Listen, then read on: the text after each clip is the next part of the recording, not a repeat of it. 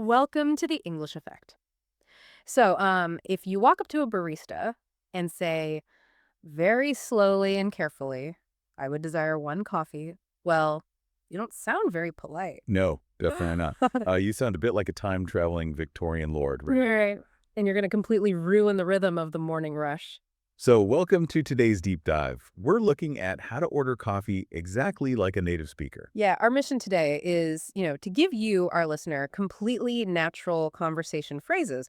We're going to explore how to customize drinks and, honestly, the unspoken cafe etiquette that keeps baristas happy. Okay, let's unpack this because using strict formal English in a really dizzy coffee shop, it's sort of like trying to shake hands formally when the other person is going in for a casual high five. I love that analogy. It really is a high five. Like, it should feel smooth and easy, because when you rely entirely on textbook grammar, it just fails in a loud, bustling cafe. Yeah, so what should people actually be saying instead?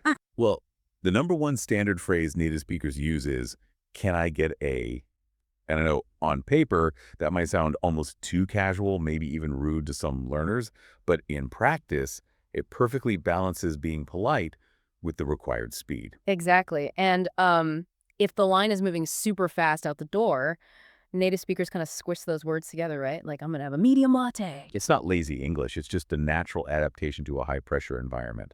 The words literally melt together for efficiency. But say you're at a quieter, maybe more upscale roastery where the pace is slower. Oh, then the language adapts again. You'd probably hear the softer, could I please have? That slows the interaction down and verbally acknowledges the barista's craft. So once we have that confident opening line, how do we describe what goes into the cup? Like, say I want a coffee late in the afternoon, but, I don't want the jitters. Well, you would ask for decaf. Yeah. Or if you want to add syrup, you say sweetened. Oh, and a really great tip is asking for a splash of cream on the side, just so you don't spill it while walking away. That is such a practical tip.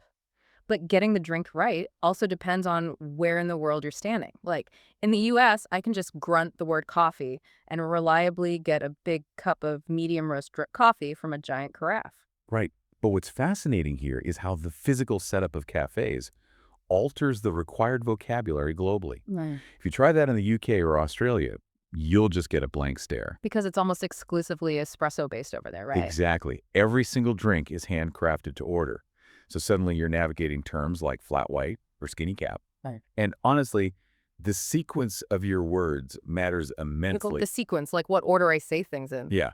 So in places outside North America, you have to specifically state the word takeaway before you even name the drink. Oh, because the barista needs to know whether to grab a paper cup or a ceramic mug before they even start pulling the espresso shot? Exactly. If you fail to give that information up front, you disrupt their entire workflow.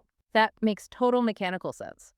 Which actually brings us to unspoken cafe etiquette, right? There are some major mistakes to avoid. Oh, for sure. Keep your orders straightforward. Overly specific off-menu requests basically halt the whole cafe line. But the biggest things to avoid are what we call temperature sins. Temperature sins, like asking them to pour freshly brewed hot coffee directly over ice. Yes, which instantly waters it down. Or asking to microwave an espresso. Please never do that. But a really common one is asking for extra hot boiling milk. Okay, wait, hold on. I have to push back on this. Is it really a crime to want a scalding hot drink on a freezing winter day? If I want it extra hot, why can't the barista just steam it for 10 more seconds? It sounds a little like elitist gatekeeping.